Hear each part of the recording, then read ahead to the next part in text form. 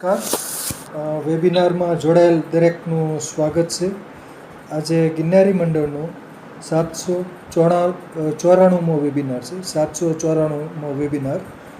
વક્તા છે અમદાવાદના ડૉક્ટર જયન પુરોહિત સાહેબ, જેઓ આપણને આયુર્વેદની દૃષ્ટિએ ગ્રીષ્મ ઋતુના ફળોના ગુણધર્મો વિશે વક્તવ્ય આપશે. ડૉક્ટર જયન પુરોહિત સાહેબને વિનંતી કે તેઓ પોતાનું વક્તવ્ય હવે શરૂ કરી શકે છે. નમસ્કાર સાહેબ. જય ધન્વંતરી.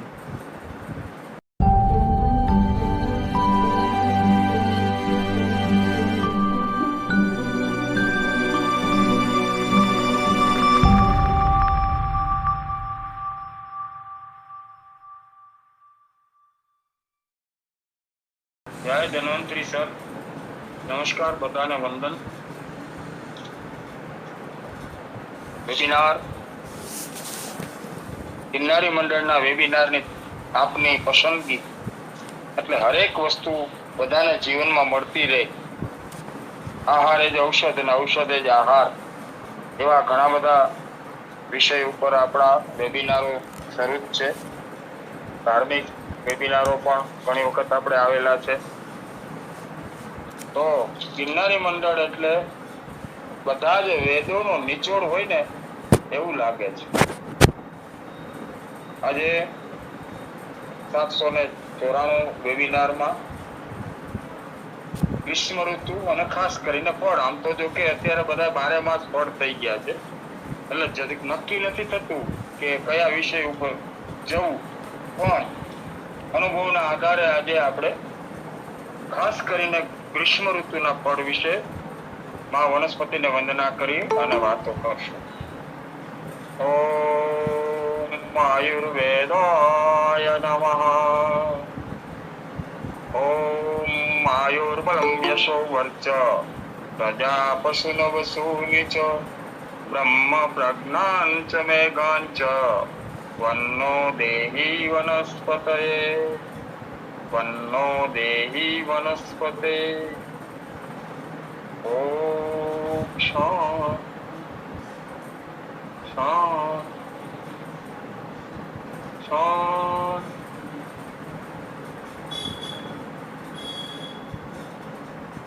ફળ વિશે વાત કરવા જઈએ તો ગ્રીષ્મ ઋતુમાં ઘણા બધા પ્રકારના ફળ આવે છે. એના વિશે થોડી વાત કરું તો મીઠા ફળ, ખાટા ફળ, મધુર ફળ, ખટ મીઠા ફળ, તુરા ફળ, કડવા ફળ અને ફીકા ફળ. આવા અનેક પ્રકારના ફળનો જેનો આપણે ઘણી વખત કલ્પના પણ ન હોય, પણ અત્યારે જ વડમાં ટેટા આવે, ઉંબરામાં ટેટા આવે, પીપરમાં ટેટી આવે. આ બધા જ ફીકા અને તુરા પણ ઔષધની દ્રષ્ટિએ ખૂબ જ ગુણકારી એવા આ બધા ફળ છે. આજે આપણે મુખ્યત્વે મોટા ફળ અને સામાન્ય રીતે સમાજની અંદર વધારે પડતો જેનો અત્યારે નેમ પ્લેટથી જાણીતા અને વધારે પડતો જેનો આપણે ઉપયોગ કરતા હોઈએ એવા ફળને આજે ન્યાય આપશું. તો શરૂઆત એટલે ફળોનો રાજા. બસ મારે એટલું જ બોલવું રહે. બધાને મગજને સ્મૃતિ પટ ઉપર કેરી આવી જ ગઈ હોય, મેંગો. આજે ઘણા એનો ટેસ્ટ પણ માર્યો હશે, કારણ કે આ વખતે રોહિણી નક્ષત્ર પણ વહેલું છે અને ગરમીનું પ્રમાણ પણ છે, એટલે કેરી બહુ જલ્દી માર્કેટમાં આવી ગઈ છે. તો આપણે કેરીની શરૂઆત એટલા માટે કરીશું કે ફળોનો રાજા નું જેને ટાઇટલ મળેલી છે એ એટલે કેરી, જેને પ્રાચીન કાળની અંદરથી પણ આપણે અમૃત ફળોની મળેલી છે. તેમજ આયુર્વેદમાં ઔષધ તરીકે કેરી, તેનું બીજ એટલે પોટલી, બંને ઔષધીય ગુણધર્મ ધરાવે છે. આમ તો આંબો એક એવું આમ્ર વૃક્ષ કેવું છે, ઘટાટોપ છાયામાં આપણને ખૂબ જ ઉનાળાના સમયમાં શીતળતા આપે છે.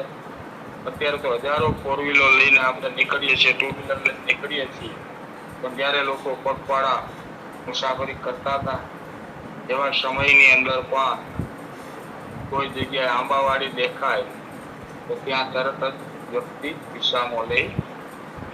એટલે આવું આ ફળ, આ ઝાડ આંબો, તો આંબાના હરેક પાર્ટના ઉપયોગી ગુણધર્મ છે. એમાંથી નીકળતું ચીક એટલે ચીડ, એના પાંદડા, આંબાના ફળ, કાચા ફળ, પાકા ફળ અને એની મંજરી એટલે આપણે એને મોર કહીએ. આ બધી જ વસ્તુ જીવનમાં ખૂબ જ ઉપયોગી ઔષધીય ગુણ ધરાવે છે, પણ હરેક વસ્તુને કદાચ ન્યાય ન આપી શકાય હોય તો આજે આપણે કેરી અને તેનું બીજ એટલે ગોટલી, આ બંનેના ઔષધીય ગુણધર્મ વિશે વાતો કરીએ. તો સામાન્ય રીતે કાચી કેરી અને પાકી કેરી તેમજ ગોટલીનો ઉપયોગ આપણે કેવી રીતે કરીએ છીએ તે વિશે આગળ વધીએ. તો કાચી કેરીને સમારીને પણ ઉપયોગ કરીએ છીએ. એની કચુંબર કરીને એમાં થોડો મસાલો નાખીને પણ આપણે એનો ઉપયોગ કરીએ છીએ. જ્યારે કેરી તુરી અને એકદમ નાની હોય ત્યારે આપણે એને કાકડી કહીએ છીએ, અને ટેનિનનું પ્રમાણ વધારે હોવાને કારણે એ પણ પાચક દ્રવ્ય ધરાવે છે. બારમાસી અથાણું પણ કેરીનું ખૂબ જ સરસ થતું હોય છે.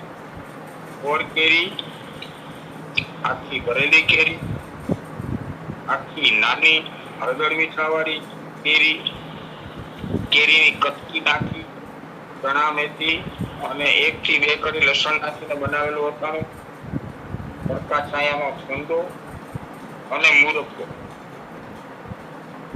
ગુંદાની અંદર નાખેલી ખાટી કેરી, એમાં ગુંદા અને કેરી નાખીને અથાણું બનાવવામાં આવે છે. ગોળ કેરીની અંદર ઘણું બધું નાખવામાં આવે છે. ગોળ, આમ તો એનો નિયમ છે 1 કિલો કેરી હોય તો 1.5 કિલો ગોળ નાખવો જોઈએ. પછી વધારાની વસ્તુ હોય તો 2 કિલો. 1 કિલો કેરી 200 ગ્રામ કે 250 થી 500 ગ્રામ સુધી લોકો એની અંદર ગાજરના સૂકા ઠેઠુઆ એને કહેવામાં આવે છે, પણ ગાજરના ચીરિયા પણ આપણે કહીએ છીએ, એ પણ નાખવામાં આવે છે. પછી ઘણા બધા લોકો કાજુ, કિસમિસ, પાણીમાં બદામ ઉકાળી છાલ કાઢીને એના બે જલ કરી અને બદામ પણ નાખવામાં આવે છે. કાળા મરી, આખા ધાણા, વરિયાળી આવી વસ્તુ પણ નાસ્તામાં ઉમેરો કરી અને મોટા જિલ્લાઓ પહેલાના સમયમાં વધારે ફેમિલી સાથે હોય એટલે 5-7 કિલો અથાણું બનાવે, એમાંથી 1-2 કિલો અલગ રાખી અને બીજું એરટાઈટ પેક એટલે ચિનાઈ માટીની બરણીમાં ઉપર કપડું અને અંદર પથ્થર મોટા લીસા મૂકી પેક કરી અને એને મૂકી દેવા. અને એ અથાણું શિયાળા પહેલા ખોલવામાં આવતું નહીં, નહીંતર એમાં ભેજ લાગી અને એની ઉપર તજ લવિંગના ટુકડા મૂકવામાં આવે. તજ આખા અને એમાં લવિંગ મૂકી અને રાખવામાં આવે તો એવું અથાણું આપણા દાદીમાઓ બનાવતા. અને આપણે 12 માસ આવા ગોળ કેરીના અથાણાનો ઉપયોગ કરતા.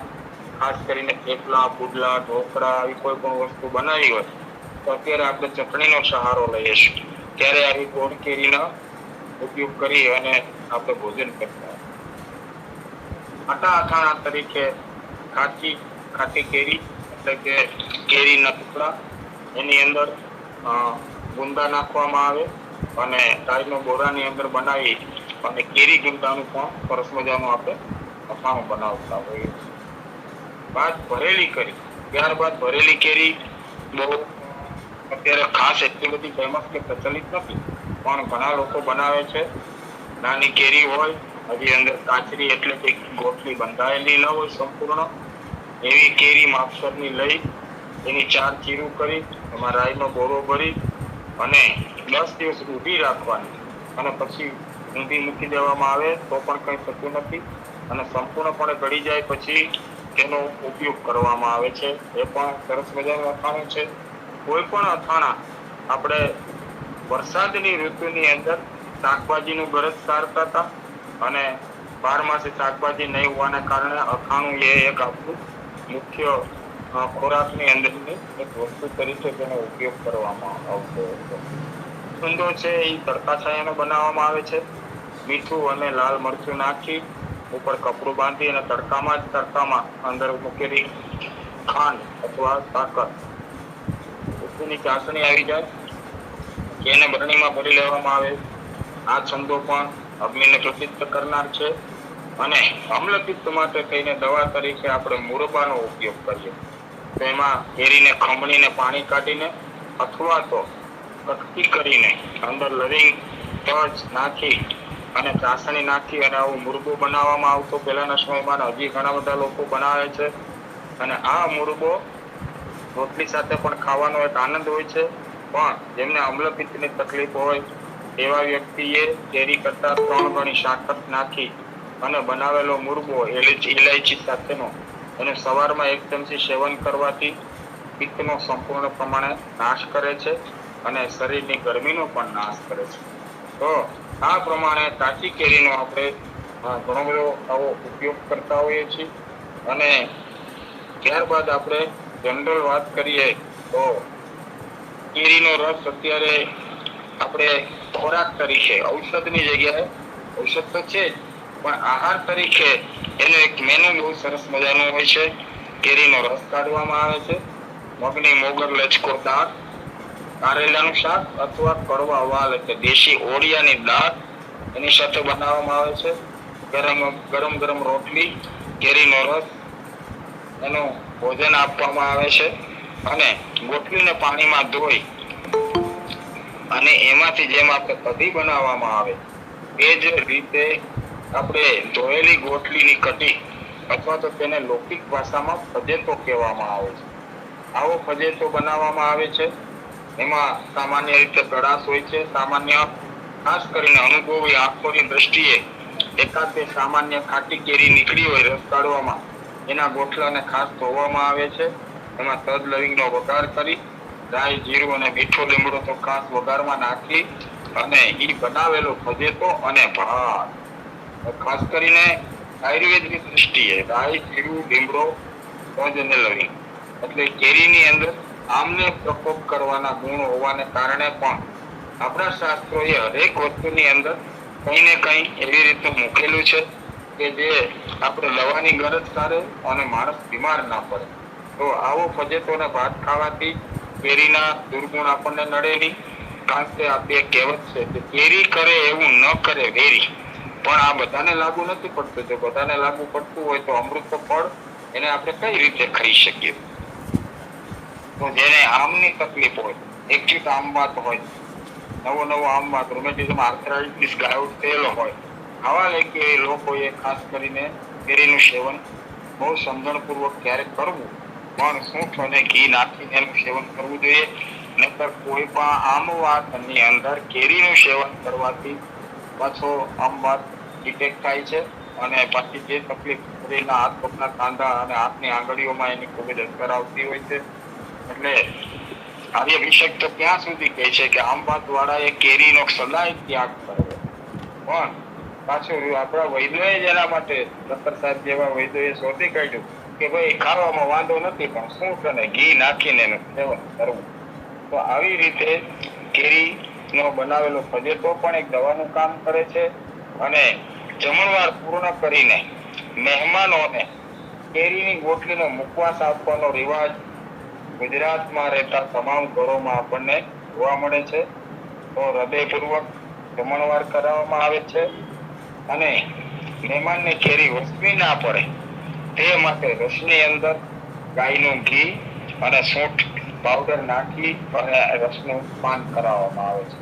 તો આવી સરસ કેરીની રસપ્રદ વાતો થોડી હવે આપણે આગળ કરીશું. કેરીમાંથી આમચૂર પણ બનાવવામાં આવે છે.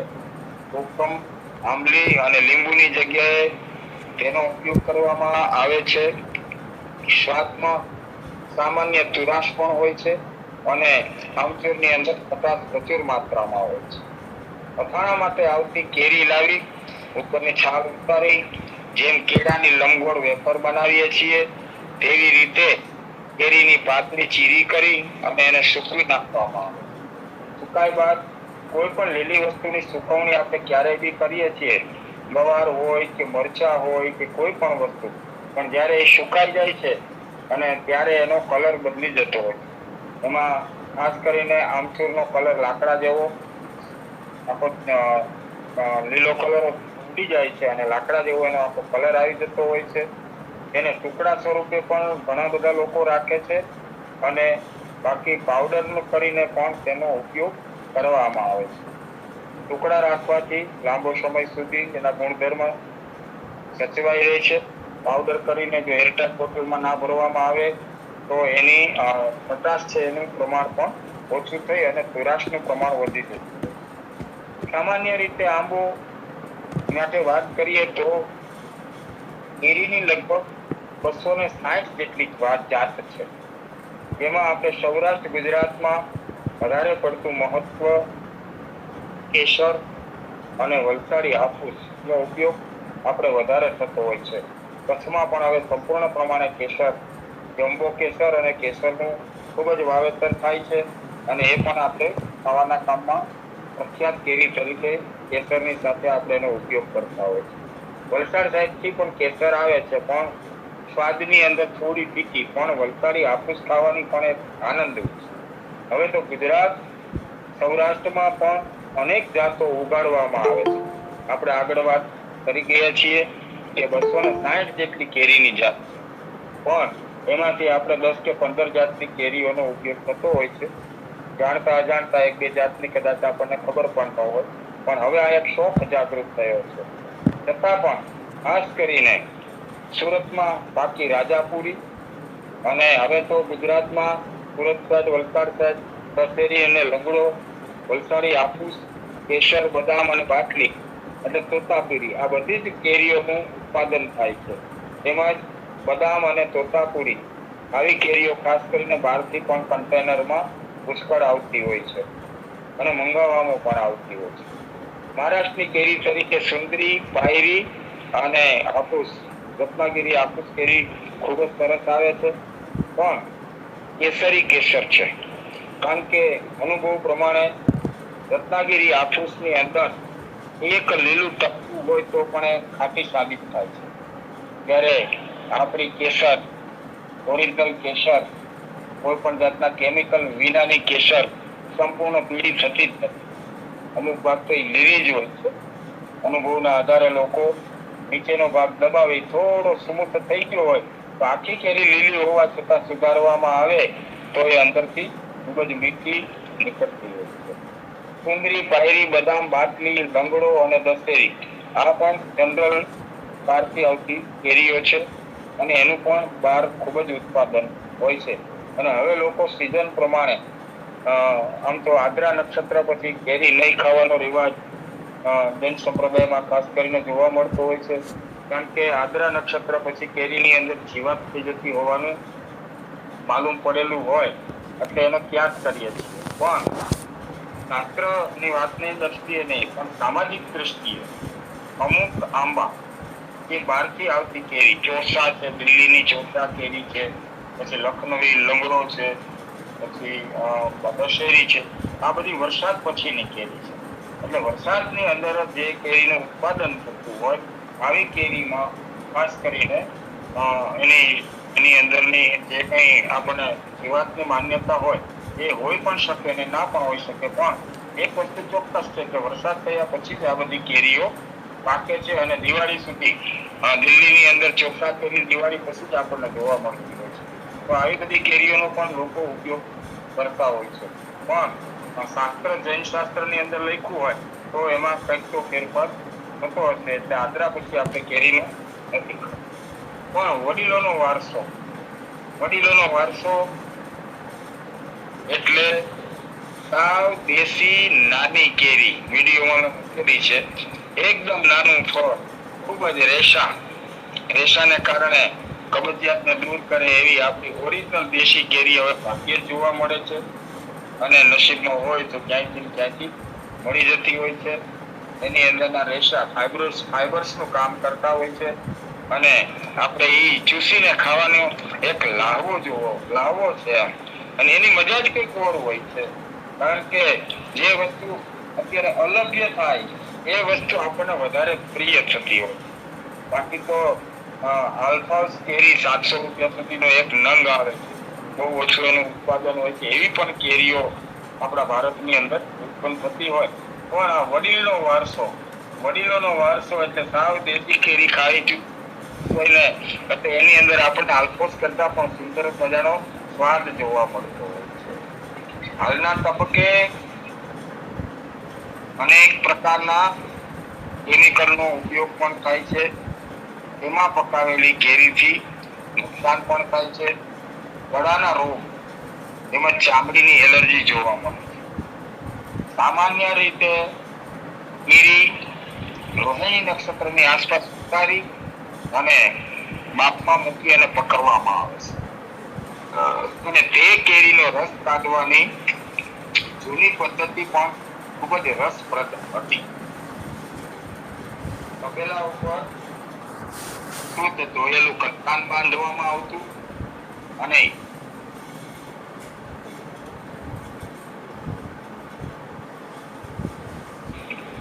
એના ચારે છેડાની ગાંઠો બાંધવામાં આવે અને ત્યારબાદ એક રસ્સી સૂતરની રસ્સી છે એ તપેલાના કાંઠા એટલે કે એની કિનારી ઉપરથી એક રસ્સી બાંધવામાં આવે અને એ પછી એની અંદર ખૂબ ગોળી કેરી ગોળવાની પણ એક પદ્ધતિ હોય છે. કેરીને હંમેશા નીચેથી પહેલા ગોળવાની શરૂઆત કરવામાં આવે અને નીચેથી ગોળતા ઉપર આવવામાં આવે અને જ્યારે એમ થાય કે હવે ઉપરથી ગોટલી ફરે છે કે નહીં, ત્યારે જ એનું બીટું હોય ત્યાં અંગૂઠો રાખી અને કેરી ગોળવામાં આવે તો એનો રસ સંપૂર્ણ નીકળે અને એવી રીતે ગોળેલી કેરીનો રસ નાખી અને પછી ગોટલાને ગોતવા એટલે રસ છે ધીમે ધીમે પેલાની અંદર જાય. આ આપણી જૂની પદ્ધતિ ખૂબ જ રસપ્રદ હતી અને એની અંદર કેરીના ગોટલા કસાઈને એકદમ એની અંદર તમામ રસ છે એ પણ આપણા તપેલાની અંદર આવી જતો હતો અને આવા ગોટલા વરસાદ કંતાનમાં ઘસવાથી ગોટલાની અંદર પણ રસ રહી ન જાય એની ખાસ કાળજી લેવામાં. ઘણા લોકો કંતાન ઉપર 1 કપ પાણી અથવા દૂધ નાખી કંતાનને સાફ કરવામાં આવતું. જોકે શાસ્ત્રીઓના મતે દૂધને વિરુદ્ધ આહાર થાય છે એવું ઘણા લોકો પાસેથી સાંભળેલું છે અને એની અંદર પાણી પણ 1 કપ નાખે એટલે કંતાનમાં ચોટેલો જાડો રસ છે એ ધીમે ધીમે કાઢવામાં સરળતા રહી. પણ 5-7 કિલો રસની અંદર એકાદ કપ જેટલું દૂધ કદાચ નુકસાન નહીં કરતું હોય, કારણ કે ઘણા બધા લોકો આ રીતે ઉપયોગ કરતા હતા અને કોઈ તકલીફ થઈ હોય એવું જાણવા મળેલું નથી. છતાં શાસ્ત્રની દ્રષ્ટિએ વાત કરીએ તો વિરુદ્ધ આહાર એને આપણે કહી શકાય. અત્યારે તો છાલ ઉતારી કટકી કરી અને મિક્સરમાં જ આપણે રસ કાઢવાતા હોઈએ છીએ એટલે આવો કોઈ પ્રશ્ન ખાસ કરીને આવતો નથી. સામાન્ય રીતે બાફમાં પકાવેલી કેરી મધુર, શીતળ, બળકર, પુષ્ટિકારક, ત્રિદોષનાશક અને અગ્નિને પ્રદીપ્ત કરનાર, ઋષ્ય એટલે કે ઉત્તેજના આપનાર, મળસ્તંભક બળને બાંધનાર અને કાંતિવર્ધક છે એટલે ઓજને વધારવા વાળી છે. ઓજ વધે ત્યારે જ ચહેરા ઉપર આપણને કાંતિ જોવા મળે. તેમજ વાયુ, શોષ કે તૃષા, બળતરા, પિત્ત અને થાક તેમજ અરુચિનો નાશ કરવાના ગુણધર્મ ખાસ કરીને આયુર્વેદની દ્રષ્ટિએ આપણને કેરીમાં જોવા મળે. મધુપ્રમેહના દર્દીને કેરી ખાવાથી આમ તો જનરલ ઘણી જગ્યાએ સાંભળેલું છે અને વાંચેલું પણ છે કે હદ અંશે ફળ છે એનાથી ડાયાબિટીસ વધતું નથી, પણ કેરીના ઘણા લોકો ઉપર પ્રયોગો કરેલા છે ડાયાબિટીસ વધી શકે છે. કારણ કે કેરીની અંદર સુગરનું પ્રમાણ કેરી, કેળા, ચીકુ અને સીતાફળ આ ફળ ખાવાથી ઘણા લોકોને ડાયાબિટીસ વધેલું જોવા મળેલું છે. આમાં મહદ અંશે અમુક 2-5 લોકોને કદાચ અસર ના પણ થતી. તો આવી વ્યક્તિને કેરી ખાવી હોય અને ડાયાબિટીસ વધતું હોય તો એને કંટ્રોલ કેવી રીતે કરી શકે? તો એની દવા એ આંબો જ છે. આંબાના પાન પહેલેથી સૂકવી અને ઘરમાં રાખવાના.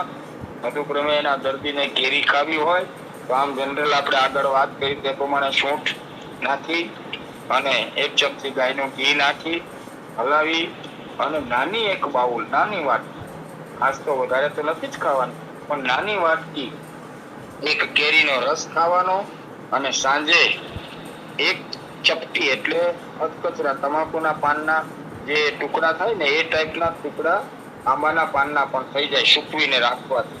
એમાંથી 3 આંગળીની ચપટીમાં આવે એટલા પાન સાંજે પલાળી સવારે એને ઉકાળી અધકચરો ભૂકો પાણી 1 ગ્લાસમાં નાખી અને 1 કપ પાણી રહે ત્યારે ઉતારી ગાળીને ઠંડુ થયા બાદ આ પાણીનું સેવન કરવાથી તેમજ ભેગી શેકેલી ગોટલી ખાવાથી સામાન્ય રીતે મધુપ્રમેહ એટલે કે ડાયાબિટીસ નો કંટ્રોલ થાય છે.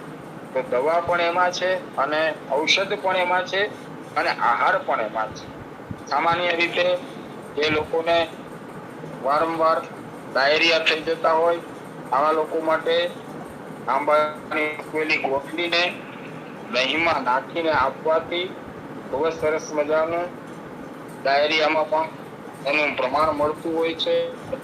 અને આમ સંગ્રહણીમાં પણ આ જ પ્રયોગ આંબાની સુકાવેલી ગોટલીનો પાવડર કરી દહીંમાં નાખી અથવા તો અધકચરી હોય તો દહીંમાં નાખીને ચાવીને ખાવાથી આમ સંગ્રહણીમાં પણ ખૂબ જ સરસ મજાનું પરિણામ ઔષધીય ગુણ તરીકે આપણને આંબાની ગોટલીમાંથી મળતું હોય છે. નાના બાળકને કૃમિમાં ખાલી એમ જ ગોટલી ખાવા આપવામાં આવે તો એમને કૃમિમાં સરસ મજાનું પરિણામ મળતું હોય છે.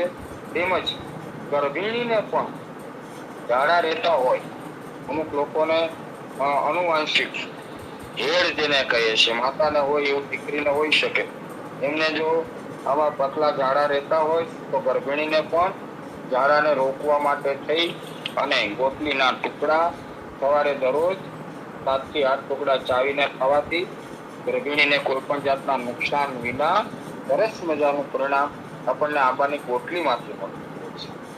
બહેનોને રક્તપ્રદર તેમજ પ્રદર રોગમાં વ્હાઇટ ડિસ્ચાર્જમાં ખાસ કરીને આંબાની ગોટલીનો ચૂર્ણો મધ સાથે દિવસમાં 2 વખત 3 દિવસ આપવાથી યુરિન ટ્રેક ઉપરનું ઇન્ફેક્શન, બેક્ટેરિયલ ઇન્ફેક્શનનો નાશ થાય છે અને ધોરી ઝૂંપણી પણ એને કહેવાય છે, એટલે કે વ્હાઇટ ડિસ્ચાર્જ એટલે પ્રદર રોગની અંદર પણ આંબાની ગોટલી સરસ મજાનું આપણને પરિણામ આપે છે.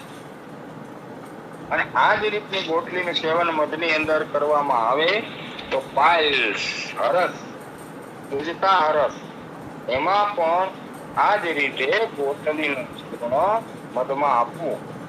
શરીરમાં જે લોકોને ખૂબ જ પરસેવો વળતો હોય એવા લોકોને પણ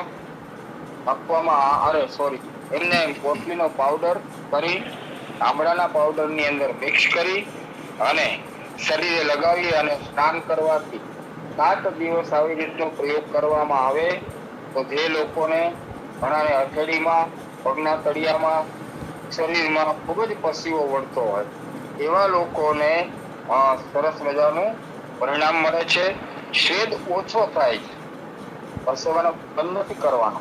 પરસેવો બંધ થાય તો પણ નુકસાન કરે. સ્વેદ છે એ સ્વેદને દૈનિક રીતે હોવો જોઈએ, પણ ઓળું હોય ત્યારે આવો પ્રયોગ કરવાથી પરસેવો ખૂબ જ ઓછો થતો હોય. જે લોકોને નસકોરી વારંવાર થતી હોય તેમણે તાજી આંબાની ગોટલીમાંથી રસ નીકાળી અને એ રસના 2 ટીપા 3 ટીપા નાકમાં નાખવાથી પડતું લોહી તરત જ બંધ થાય છે. ઇમરજન્સી તરીકે ઘણા લોકોના મૃત્યુ પણ જોયેલા છે અને સાંભળેલા છે કે લોહીની ઉલટી શરૂ થઈ જાય તો એવા સમયે જો હાથ વગા હથિયાર તરીકે આપણી પાસે ગોટલી હોય અને એ કાચી ગોટલીનું ચૂર્ણ તરત જ એકદમ ઝડપથી એમાંથી ત્યારે રસ ન નીકળે. આ સમયમાં તો રસ મળી જાય આપણને, પણ તરત પાણીમાં નાખી ઘૂંટી અને એ પાણીના ટીપા નાકમાં નાખવામાં આવે તો લોહીની ઉલટીને પણ બંધ કરવાના ગુણધર્મ આપણા આંબાની ગોટલીના રસમાં છે. અને ખૂબ જ સરસ મજાનું પરિણામ મળતું હોય છે. આગળ આપણે જેમ આમચૂરની વાત કરી કે કાચી કેરીના કેળા આપણે જે પેલી કેળાની લંબગોળ વેફર કરી એવી રીતના ટુકડા કરી અને સૂકવીને આમચૂર બનાવીએ છીએ, જે કોકમ, આંબલી અથવા તો લીંબુની જગ્યાએ કામ કરે.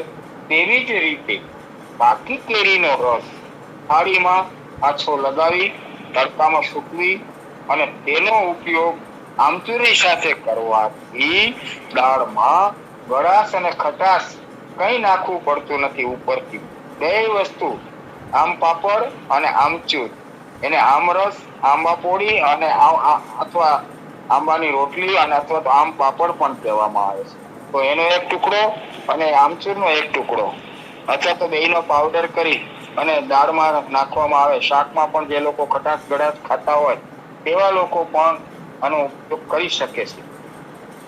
ઘણા વૈદ્યોના મત પ્રમાણે આંબા પોળી અને આમચૂર રક્ત શુદ્ધિ પણ કરે છે અને આ રોટલી ચાવી ચાવીને ખાવામાં આપવામાં આવે તો રક્ત દોષ, રક્ત વિકાર, ચામડીના રોગો એટલે પહેલાના જમાનામાં સુગ્ન વૈદો રક્ત શુદ્ધિ કરવા માટે થઈ અને આ આંબા પોળી એટલે કે આંબાની પાકા રસની બનાવેલી રોટલી ચાવી ચાવીને ખાવા આપવામાં આવે તો રક્તને શુદ્ધ કરવાના ગુણધર્મ છે.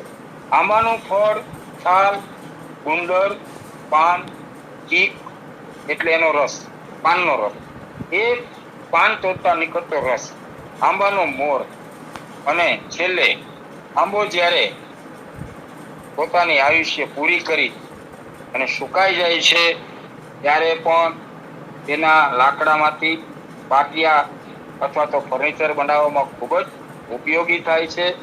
ઉનાળામાં શીતળ છાંયો આપનાર આ વૃક્ષને આપણે વંદન કરીએ, એટલા વંદન કરીએ એટલા ઓછા છે. કારણ કે અનેક ગુણ ધરાવતો આંબો અને એના ફળ, કેરી બધાનો સંપૂર્ણ આપણે તેનો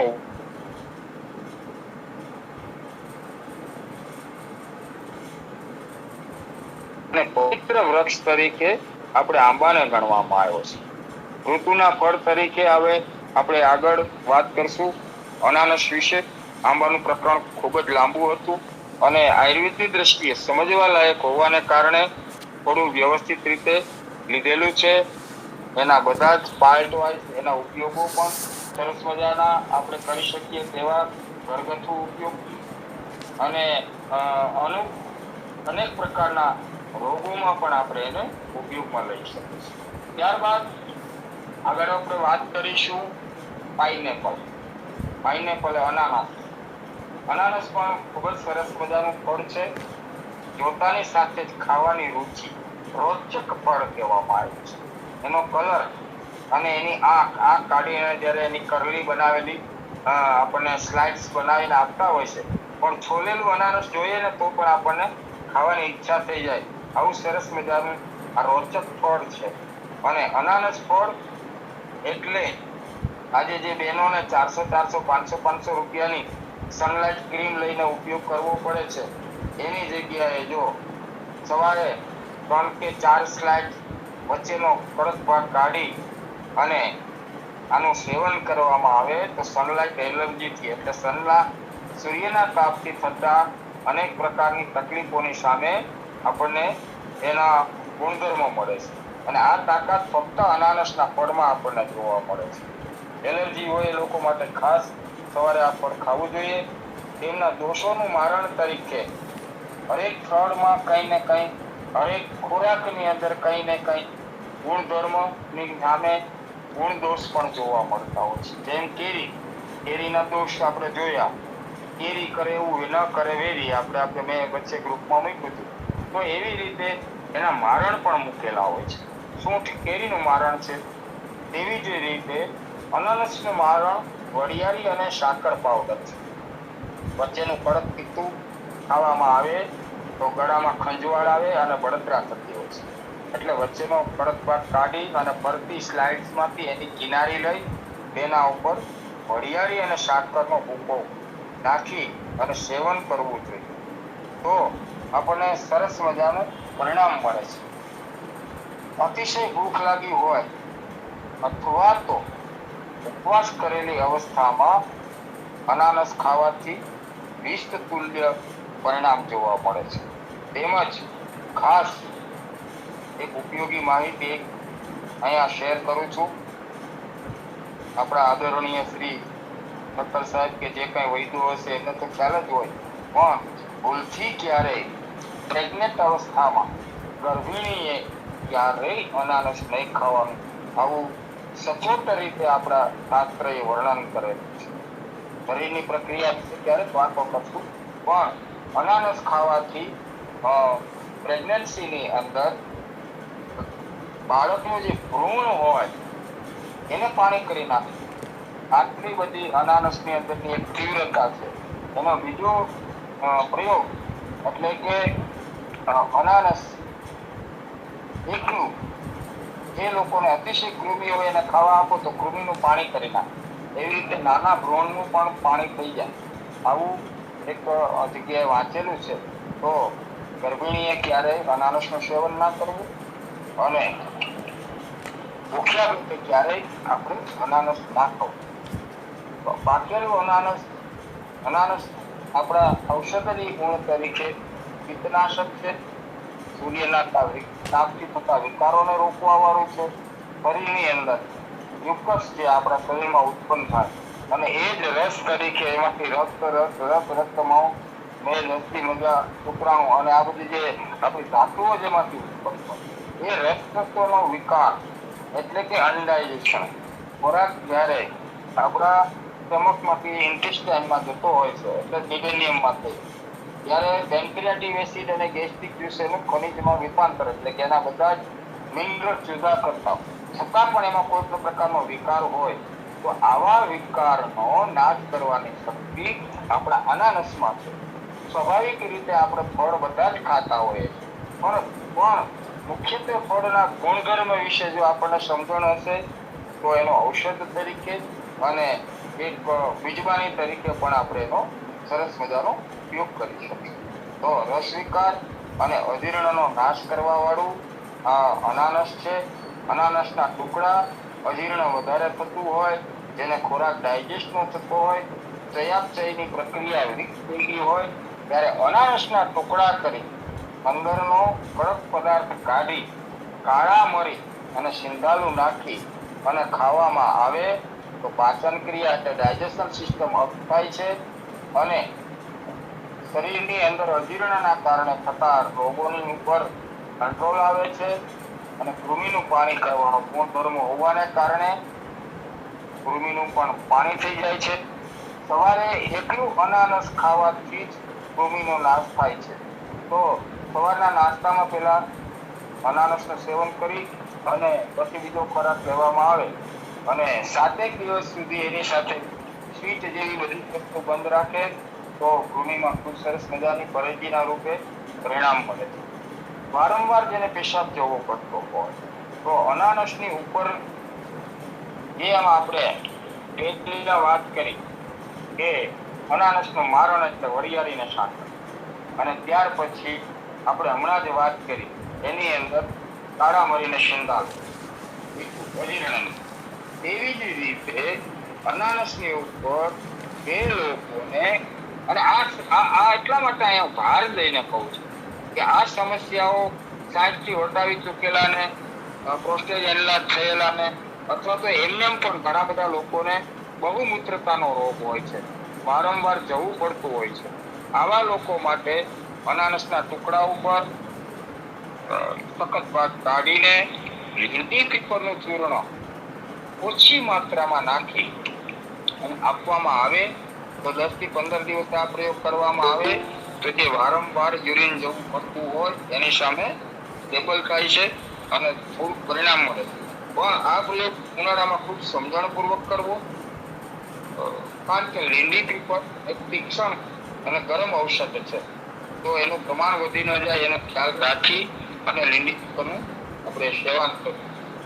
તો આજના દિવસે વધારે પડતા ઉપયોગમાં લેવાતા ગ્રીષ્મ ઋતુના ફળની આપણે વાત કરી રહ્યા છીએ. એવી જ રીતે ગ્રીષ્મ ઋતુમાં બધાને ખાસ કરીને જોવા મળતી એ એટલે ટેટી. લોકો એને સક્કરટેટી પણ કહે છે. મૂળ એનું ખરબૂજા નામ છે. અને આપણી દેશી પદ્ધતિની જે ટેટીઓ હતી એને તળિયા કહેવામાં આવતા, તળિયા. અને મહા મહિનાની અંદર નદીઓના પાણી ઓછા થઈ જાય પછી એની કોતરોની અંદર અથવા તો નીચે રેતાળ જગ્યાની અંદર ઘણા બધા લોકો વીરડો બનાવી અને આવી ટેટીને વાવતા. એને તરિયા કહેવામાં આવતા.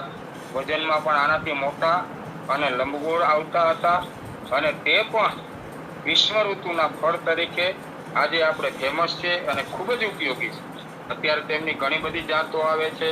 અંદરથી લીલી અને લાલ બચકોડાના કલર જેવો કલર, કોળું બચકોડું અને સક્કરટેટી, બીજી સક્કરટેટી જે શાકની આજે આપણે વેબિનારમાં જેને લીલા અને સક્કરટેટીનો આકાર જોવા મળતો હતો તેવી સક્કરટેટીની અંદરના કલર જેવો કલર અને બીજો ગ્રીન કલરની ખૂબ જ મીઠી મધુરી પણ એને કહેવામાં આવે છે. એના પર ચટ્ટા પટ્ટા હોય છે અને એક છે એની અંદર ક્રીમ કલરનું આખું ફળ હોય છે. તો આવી ટેટી, ખરબૂજા અથવા તો તળિયા, આનો ઉપયોગ પણ આપણે ઔષધ અને આહાર બંને રીતે કરતા હોઈએ છીએ. ખોરાકમાં પણ ટેટીના ફળને ખમણીમાં આપણે ખમણી નાખીએ અથવા તેની ઉપર ઘસવાથી સરસ મજાનો કેરીના રસ જેવો જાડો રગડો માવો નીકળે છે. તેમાં એલચી પાવડર નાખીને રોટલીને સાથે ખાવાની પણ એક મજા છે. જૂના લોકો અથવા તો જે ઘણા બધા લોકો ઘરની અંદર આવો જ્યાં રિવાજ હશે એ લોકો આજે પણ આનો ખાતા હોય છે. એનો ટેસ્ટ પણ કંઈક ઓર હોય છે. અને આ બધા ફળ જ્યારે 12માસી શાક નહીં હતા ત્યારે તો ખૂબ જ ઉપયોગી હતા. કે શું? તો કે ભાઈ આજે તો તળિયાનો પોણો અને રોટલી બનાવ્યા છે એલચી નાખીને, એટલે ખાવાની ખૂબ મજા આવે. ઓચિંતાના કોઈ મહેમાન આવે તેને પણ બાઉલ ભરી, નાનું બાઉલ અને આ ટેટી ખાવા આપવામાં આવે છે. અને ખૂબ જ સુંદર મજાનું શીતળ ફળ છે. તડકાની અંદર ગરમી ખૂબ જ હોય અને લૂ લાગી ગઈ હોય તો આવા સમયની અંદર અત્યારે આપણે અમદાવાદમાં, ખાસ કરીને અમદાવાદ, રાજકોટ, તો હવે તો દરેક જગ્યાએ ટેમ્પરેચર સરખું હોય છે, પણ 40-45 ડિગ્રી ગરમીની અંદર માણસને લૂ લાગી ગઈ હોય તો તરત જ આનો રસ પીવડાવવો અને એના જે બિયા છે ટેટીના એ માથા ઉપર થોડીક વાર એક કપડામાં લગાડી અને બાંધી દેવામાં આવે તો ખૂબ જ ઠંડક થઈ જાય છે. લૂમાંથી માણસ બચી જાય છે અને આની ઠંડક શરીરને ત્વરિત મળે છે. એટલે જ આપણા શાસ્ત્રએ ટેટી વધારે ખાવાની ના પાડી છે. કારણ કે વધારે પડતું ઠંડુ ફળ અંદર જવાથી ગરમી ઉત્પન્ન થાય. નિદાનિક દ્રષ્ટિએ ગરમીની શીતળ હોવાથી, ટેટી શીતળ હોવાથી શરીરની ગરમીને તાત્કાલિક બહાર કાઢે. મોઢામાં ચાંદા પડી શકે અથવા તો ગળાની અંદર પણ સામાન્ય ગરમી વધારે પડતી આપણને લાગી શકે. પણ આપણા શાસ્ત્રએ હરેક ખોરાકની સાથે સાથે એના મારણ તો મૂક્યા જ છે. આપણે આગળ જ વાત કરી કે ટેટીનો ઉપયોગ કરવો હોય તો એમાં એલચી દાણા નાખવાના, 2-3 એલચીનો પાવડર, 4 પરિવાર હોય તો વધારે પરિવારમાં 10 જણા માટે બનાવીએ તો 5-7 એલચીનો બીનો પાવડર કરી અને એની અંદર નાખી અને એનું સેવન કરવામાં આવે તો ઉપદ્રવ રહિત આપણે ટેટી ખાઈ શકતા હોય છે. ખાસ કરીને ટેટી એટલે કે તળિયા, કેરી, અનાનસ એવું જ એક એવું ફળ ને હવે આપણે યાદ કરીએ છીએ કે એ ફળ પણ અત્યારે તન મોઢે ગુજરાતની અંદર ઉત્પાદન પણ છે અને લોકો ખાય છે. એ એટલે તરબૂચ. એને કલિંગર પણ કહે છે, કાળિંગા પણ કહેવામાં આવે છે. તો તરબૂચ વિશે આપણે વાત કરીએ તો શીતળ ગુણ ધરાવતા તરબૂચનો ઉપયોગ ઉનાળામાં આપણે ખાસ કરીને થોડી વાર માટે ઠંડા કરીને અને સુધારીને થાળીમાં રાખી અને આપણે એનો ખાવાનું પણ એક લાવો હોય છે. આ પણ એક ઉપયોગી ફળ તરીકે એને આપણે આ ઋતુની અંદર એનું સેવન કરતા હોય છે. તરબૂચ શીતળ, મધુર, બળકર, તૃપ્તિકર તેમજ કફકારક છે. કફને વધારવા વાળું. એટલે જે લોકોની કફ પ્રકૃતિ હોય તેમણે સમજણપૂર્વક ઉપયોગ કરવો જોઈએ. તેમજ અતિશય ઉપયોગ ન કરવાનું શાસ્ત્ર એ કહે છે. કારણ કે તરબૂચની ઠંડક ડાયરેક્ટ આપણા બ્રેઇન સાથે સંબંધ ધરાવે છે, એટલે મગજને શિથિલ કરે છે, એની અસર બ્રેઇન ઉપર થાય છે. એવી રીતે ઘણા આપણા અનુભવી વૈદ્યોએ સંગ્રહની અંદર એવું લખ્યું છે કે મગજ ઉપર એની અસર થતી હોવાને કારણે એને કુમતિયા પણ કહેવામાં આવે છે. અને વધારે ઉપયોગથી વાળને ટૂંકા કરે. તેમજ એક વાળમાં બે વાળ, જેને ચમરા કહેવામાં આવે દેશી ભાષામાં, એક વાળમાં બે મોઢાળા વાળ, ઘણા બધા બહેનોની ફરિયાદ હોય છે. આવા બે વાળ પણ જોવા મળતા હોય છે. પણ એ અતિશય એનો ઉપયોગ કે ભાઈ દરરોજ તરબૂચ લાવવાનું, ફ્રીજમાં ઠંડુ કરવાનું, દરરોજ ખાવાનું, તો અઠવાડિયામાં એકાદી વખત તરબૂચનું સેવન કરવાથી કોઈ રોગ થતા નથી. પણ શાસ્ત્રની વાત છે તો એને જાણ કરવી, ઔષધની અંદર કેવી રીતે ઉપયોગ કરવો એ ફરજનિષ્ઠ હોવાનું કારણે આપણે એને જાણ કરવી જોઈએ.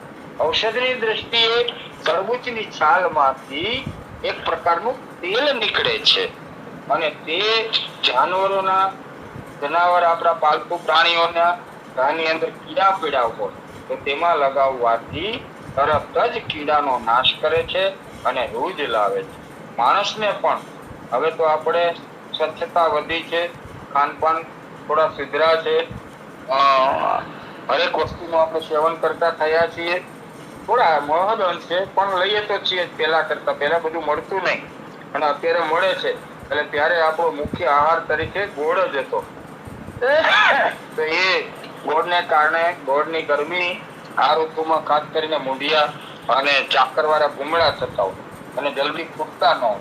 આવા ભૂમડાની અંદર પણ આ તરબૂચની છાલમાંથી કાઢેલું તેલ લગાવવામાં આવે તો ફર્નિચર ભૂમડા છે એ તરત જ તૂટી જાય છે અને માણસને ધીમે ધીમે ઘાવ ભરાવા લાગે. તો પરમેશ્વરે માનવ જીવનની કેટલી કાળજી લીધી છે. અત મીઠા ફળમાં આગળ વાત કરીએ તો સંતરાની વાત કરી લઉં. સંતરા નું નામ આવે એટલે બે વ્યક્તિ યાદ આવે, એક ગામ અને એક નામ. સંતરા વધારે પડતા નાગપુરના ફેમસ છે અને નાગપુર ગામ આવે એટલે અનિલભાઈ નું નામ આવે. એટલે સંતરા છે એ નાગપુરની અંદરનું મોટામાં મોટું ઉત્પાદન સેન્ટર છે અને નાગપુરની અંદર જ સંતરા આખા વિશ્વમાં, આખા ભારતમાં જતા હોય આટલું બધું એનું વાવેતર પણ નાગપુર ડિસ્ટ્રિક્ટમાં થાય છે. તો સંતરા વિશે વાત કરીશું.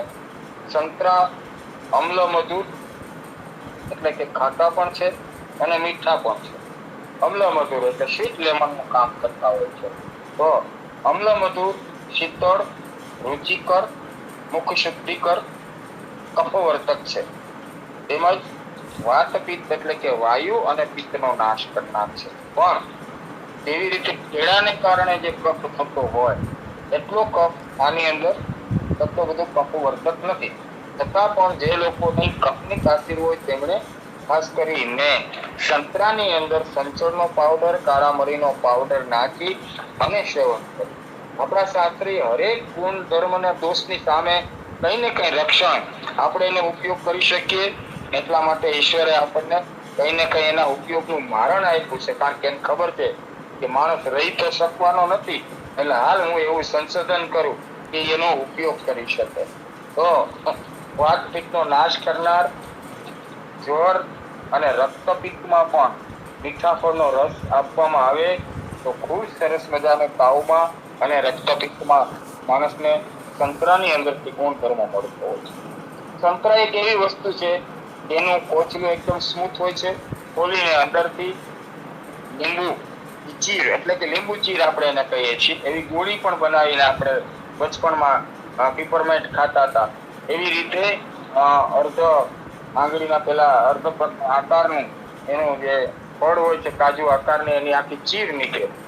કાજુથી થોડીક વધારે લપટી હોય છે, એટલી બધી ગોળ નથી પણ એ મોઢામાં નાખી અને ચાવી રસ કાઢી અને પછી એનું ઉપરનું કોતરી એને કાઢી નાખી અને સંતરા ખાવાની મજા પણ એક લાવો હોય છે. મીઠા ફળનો રસ આપવાથી તૃષાનું પણ એટલું સરસ મજાનું સેવન થાય છે. તરસને છીપાવે છે. એ મોટામાં મોટો ગુણ સંતરામાં છે. સંતરાની એક ચીરી મોઢામાં રાખવામાં આવે તો પાણી ન મળ્યું હોય ત્યારે એકાદ સંતરાથી માણસ પોતાનો એકાદ કલાકનો સમય કાઢવામાં પાણી ન મળે તો સંતરાની ચીરી મોઢામાં રાખી અથવા તો સંતરા ચૂસીને એમાંથી સંપૂર્ણ પ્રમાણે પાણીને મેળવી શકે છે. અને ડિહાઇડ્રેશન જેવા જે તકલીફો આપણને થતી હોય છે, ડાયરિયામાં અથવા પાણી ગરમીને કારણે શરીરમાં ઘટી જવાથી, તેમાં સંતરા એક મેડિસિનનું કામ કરે છે. ખાસ તો એનો એક મોટામાં મોટો સંતરાનો ચમત્કાર વિશે વાત કરી અને આજના વેબિનારને અહીં પરિપૂર્ણ કરીશ. તો હરસ માટે ખૂબ સ્વાનુભૂત મારો આ પ્રયોગ છે. ઘણા લોકોની પાસે આ પ્રયોગ કરાવેલો છે. એમાં ઘણા બધા લોકોની અંદર પરિણામ પણ મળેલું છે. કોરસલીના બીજ લાવી એને પાણીમાં પલાળી એમાંથી 21 બીજના મીંજ કાઢી લેવાના, પોચલું કાઢી નાખવાનું. એની અંદર 11 સફેદ તીખા નાખી ચટણી જેવું વાટી બનાવી અને એક મોટા ગ્લાસ સંતરાના રસ સાથે સેવન કરાવી 8 કલાક નીચે બેસવાનું નથી, તેમજ આહાર ન લેવાથી ચમત્કારિક પરિણામ હરસની અંદર જોવા મળે છે. અને આ પ્રયોગ ઘણા બધા લોકોને આપેલો હોય અને એમને 8 કલાક ઊભા રહેલા હોય અને વચ્ચે કોઈ ખોરાક ન લીધો હોય, આગલે દિવસે સામાન્ય સૂક્ષ્મ રેત આપીને પેટ સાફ કરીને પ્રયોગ કરવામાં આવે તો 100 માંથી 95 લોકોને હરસની તકલીફમાંથી 8 જ કલાકમાં ચમત્કારિક પરિણામ મળેલા છે. સ્વ અનુભૂત છે. તો આવા તંત્રની વાત કરી અને આજના વેબિનારને અહીંયા વિરામ આપું છું. પગનું પ્રકરણ તો ખૂબ લાંબુ છે અને હજુ તો એના કેટલા બધા ભાગ તરીકે આપણે એનો ઉપયોગ કરશું. તો સર્વત્ર સુખિનઃ સંતુ, સર્વે સંતુ નિરામયા, સર્વે ભદ્રાણિ પશ્યન્તુ, મા કશ્ચિત દુઃખમાં પીડાત, સુખિનો ભવન્તુ ભવન્તુ ભવન્તુ. ખૂબ ખૂબ આભાર ડૉક્ટર જૈન પુરોહિત સાહેબનો, જેમણે આજે ગ્રીષ્મ ઋતુના ફળો, ખાસ કરીને કેરી વિશે વિસ્તૃત માહિતી આપી છે, કેરી ઉપર. અને એ સિવાય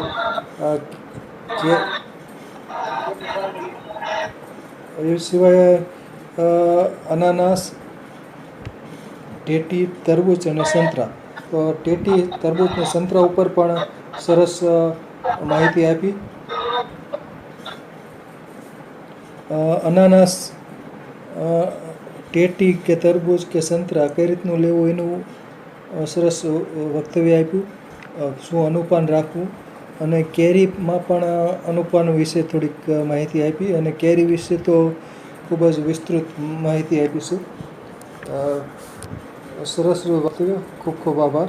હવે વૈદ્ય શ્રી વિનોદભાઈ ઠક્કર સાહેબને વિનંતી કે 2 શબ્દ કહેશે. ઠક્કર સાહેબ. જય ધન્વંતરી. પુરોહિત સાહેબ નમસ્કાર. સામાન્ય રોજિંદા વપરાશ અને એમાંય સર્વ સુપરિચિત ફળો વિશે અને એમાં પણ સૂક્ષ્માતિ સૂક્ષ્મ રીતે જે આપે આજે એનો પ્રકાશ ઉજાગર કર્યો, ખૂબ ખૂબ આભાર. પહેલી વાત કેરીની, આમ્ર, સંસ્કૃતમાં આમ્ર કહીએ, હિન્દીમાં આમ કહે અને આપણે કેરી કહીએ ગુજરાતી. કેરી લગભગ 100 માંથી 98% એવા હશે કે જેને કેરીનો મન લલચાવતું ન હોય, કેરીનું ફળ જોઈને. કેરી ફળોનો રાજા પણ કહેવાય છે. સાહેબે પણ ધ્યાન દોર્યું હતું. પણ કેરી ખાવાની શાસ્ત્રમાં અમુક રોગો વાળાને સ્પષ્ટ ના પાડવામાં આવે છે. કારણ કે કેરી એ જેને આમવાત હોય, દીર્ઘ લાંબા ગાળાથી કફની તકલીફ હોય, કફનો કોટો હોય, મંદાગ્નિ હોય, તો કેરી એ લોકોને પચવી ભારે. કાલી ચીરી કરીને રેસાવાળી કેરી જો એકાદ બે ચીરી ખાય ત્યાં સુધી વાંધો નથી. પણ અત્યારે એક વાત મારે બહુ સ્પષ્ટ રીતે કહેવું છે. પુરોહિત સાહેબે તો સ્પષ્ટ કરી જ દીધી હતી, અને કદાચ નામ જો કહીને કીધું તો મારું નામ લઈને, પણ જે લોકોને આમવાત હોય, રૂમેટોઇડ આર્થરાઇટિસ, એને કેરી ન જ ખાવી જોઈએ. હું ભારપૂર્વક કહું છું, ન જ ખાવી જોઈએ. કારણ કે કેરીના સંશોધન અને સારી શરીર ઉપરની ક્રિયામાં ફિઝિયોલોજીકલ એવું જોવામાં આવ્યું છે કે આંબા વાળાને કેરીથી બહુ નુકસાન થાય છે. બીજી વાત, સાહેબે જે અનાનસની વાત કરી, અનાનસ બધી જ રીતે અગ્નિવર્ધક, દીપન, પાચન છે. પણ જેમ સાહેબે કીધું, ભ્રૂણની હત્યા, એવી જ રીતના એ લાંબો સમય ન ખવાય. એ લાંબો સમય ખવામાં આવે તો રક્તની ઉપર એના વિપરીત અસરો જોવા મળે છે. ટીટી શીતળ છે, એ વાત સાહેબે કરી, પણ વાયુ કર છે એટલે ટીટીને પણ માપમાં ખાવી જોઈએ. પછી સાહેબે તરબૂચની વાત કરી, તો તરબૂચ, કલિંગર શીતળ છે, મૂત્રલ છે, પણ એના બે અવગુણ છે. એક કૃમિકર છે અને અવૃષ્ય છે.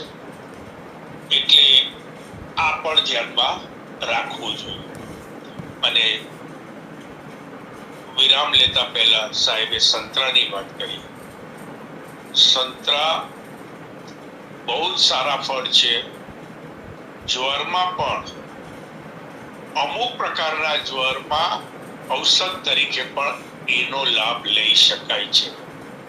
પણ મધુર હોવા જરૂરી છે, ખાટા નહીં. મધુર હોય તો જ્વરમાં, એમાંય જ્વરના જે પ્રકારો છે એમાં અમુક પ્રકારના જ્વરમાં ઔષધનું કામ કરે. સાહેબે દરેક વસ્તુમાં વાપરવા માટે વિવિધ ઘટકો પણ બતાવ્યા. જેમ કે ઇલાયચીની વાત કરી, ટેટીમાં, કેરીમાં સૂંઠ, પાઇનેપલમાં કારા મરી, મીઠું, વરિયાળી, સાકર, આ વાપરવા. તરબૂચમાં પણ મીઠું વાપરવું જરૂરી છે. અને સંતરામાં કારા મરી અને સિંધવ મીઠું ખાસ વાપરવું જોઈએ. આ બધા જ એના, જે આપણે 100% ફળ સારા છે, પણ એના ગુણધર્મના આધારે ક્યાંક ક્યાંક અમુક અવદોષ પણ એમાં છે. એ અવદોષને દૂર કરવા માટે, એ દોષોને દૂર કરવા માટે આપણે આવા મસાલા વાપરી અને એનું સેવન કરવું જોઈએ. વિશેષ ન કહેતા વિરામ લઈશ. અસ્તુ. જય દત્ત. સરસ સરસ. ખૂબ ખૂબ આભાર ઠક્કર સાહેબ. આમ તો 5 ફળો વિશે જ માહિતી આપી છે. ફળોનો રાજા કેરી એટલે કે મેંગો, મેન્જીફેરા ઇન્ડિકા. પછી અનાનસ સેટિવસ, અનાનસ કોમોનસ, પાઇનેપલ વિશે માહિતી આપી. મસ્ક મેલન એટલે કે મેલન, ટેટી, શક્કર ટેટી, એમાં તો ઘણી બધી વેરાયટીઓ ખૂબ છે. અત્યારે બજારમાં ખૂબ વેરાયટીઓમાં આવે છે ટેટી. સિટ્રુલસ વલ્ગારિસ તરબૂચ, વોટલ મેલન કહેવામાં આવે છે, અને એ તો શિયાળામાંથી ઉપલબ્ધ થઈ જાય છે. આમ તો ઉનાળાનું ફળ છે, પણ અગાઉ આવી જતા હોય છે. બાકી નારંગી પણ તે ઉનાળામાં સિવાય પણ બીજા ઋતુમાં પણ નારંગી, સંતરા ઉપલબ્ધ હોય છે. બીજું મોસંબી પણ આવું જ એક હોય છે. તો ખાસ કરીને આ કેરી છે ને એમાં અનેક વેરાયટી છે. એ કેરીનું જે મૂળ વતન છે મેન્જીફેરા ઇન્ડિકા ભારત છે. ઇન્ડિકા એટલે કે ભારત, ઇન્ડિયા. તો કેરીમાં અનેક વેરાયટીઓ છે. આખા ભારતના સ્ટેટ વાઇઝ અલગ અલગ કેરીની બધી અલગ અલગ વેરાયટીઓ થતી હોય છે. એટલે ઘણી બધી વેરાયટીઓ, ખૂબ વેરાયટીઓ બનાવવામાં આવી છે. ઘણી બધી વેરાયટીઓ, લગભગ 250-500, ટૂંકમાં ઘણી બધી વેરાયટીઓ બનતી હોય છે. દૂધ પેંડો હોય કે રાજાપુરી, બદામ, પાયરી, આમ્રપાલી, ચૌસા, આ રીતની ઘણી બધી, સુંદરી કેરી. તો ખૂબ કેરીની ખૂબ વેરાયટીઓ છે. અને કેરી ગોટલાથી વાવવામાં આવે છે. ગોટલુંથી રોપો કરવામાં આવે છે. દેશી કેરીમાંથી રોપો કરી, અને રોપો કર્યા પછી રોપો 3-4 ફૂટનો થઈ જાય પછી એમાં જે વેરાયટી લગાડવી હોય એની નૂતન કલમ કરવામાં આવશે. નૂતન કલમ એટલે જે ઈચ્છિત વેરાયટી હોય, કેસર કે આફૂસ કે કોઈ પણ જાતની વેરાયટીની આપણે કલમ કરવી હોય તો અગ્રકલિકાઓ 6 થી 8 ઇંચ જેટલો ભાગ લઈ અને એને આગળનો શું કહેવાય, જે કાપ્યો અહીંયાથી પેન્સિલ જેવો છોલી નાખવામાં આવે છે. અગ્રકલિકા તો ઉપર જ રાખવામાં આવશે, અને જ્યાં કાપ્યો અહીંયાથી છોલી અને જે મૂળ ગોટલાથી ઉછેરેલો છોડ હોય છે ત્યાં પણ 1/2 ફૂટ કાપી અને એને શાખાને વી આકારનો આખો કાપો મૂકવામાં આવે છે. અને જેની આપણે કલમ કરવાની છે એને પેન્સિલની જેમ છોલવાની હોય છે. અને પછી વી આકારના કાપાની અંદર જે પેન્સિલની જેમ છોલેલો ભાગ હોય છે એને ચોંટાડી દેવામાં આવે છે, અને પછી સેલો ટેપ બાંધવામાં આવે છે. એટલે અમુક સમયે પછી ત્યાંથી સેલો ટેપ કે અથવા એ રીતનું પ્લાસ્ટિક બાંધવામાં આવે છે, અને પછી એમાંથી એ ફૂટે છે, અને એના દ્વારા એ પછી કલમી આંબો થઈ જાય છે.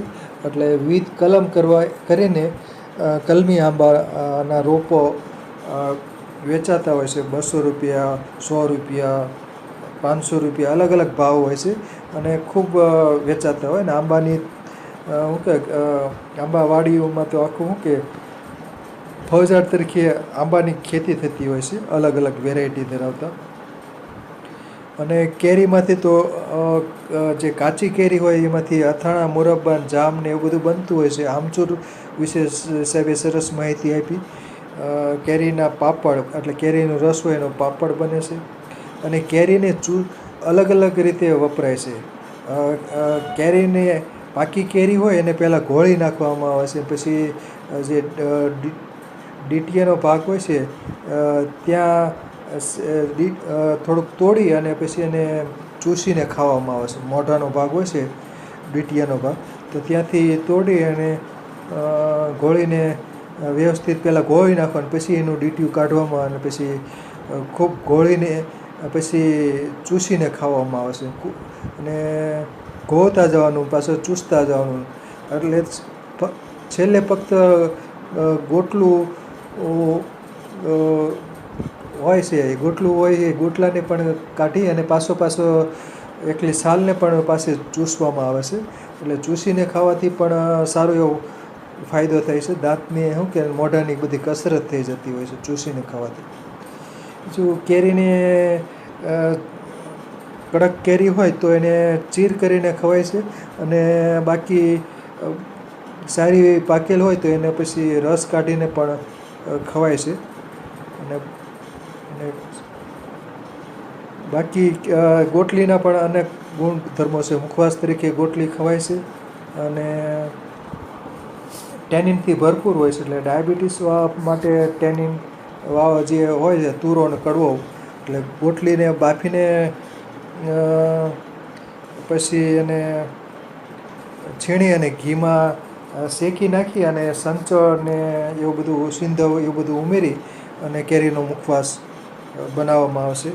અને કાચી કેરીના જે ગોટલી હોય છે એને પણ બાફી નાખી અને એને પણ પછી નાના નાના ટુકડા કરી અને એને પણ મુખવાસ બનાવવામાં આવશે. બાકી પાકી કેરી હોય એના ગોટલાને શેકી નાખવામાં આવે છે અને શેકીને પછી ગોટલાને ભાંગવામાં આવે છે. અને કેટલાક લોકો પહેલાં ગોટલાને ભાંગી નાખે અને પછી એને જે ગોટલી હોય છે એને બાફવામાં આવે છે અને પછી એનો નાના નાના ટુકડા કરવામાં આવે છે. પછી ઘીમાં શેકીને એનો મુખવાસ બનાવવામાં આવે છે. તો સરસ થયું વક્તવ્ય. ખૂબ ખૂબ આભાર ડૉક્ટર જૈન પુરોહિત સાહેબનો. સરસ સરસ.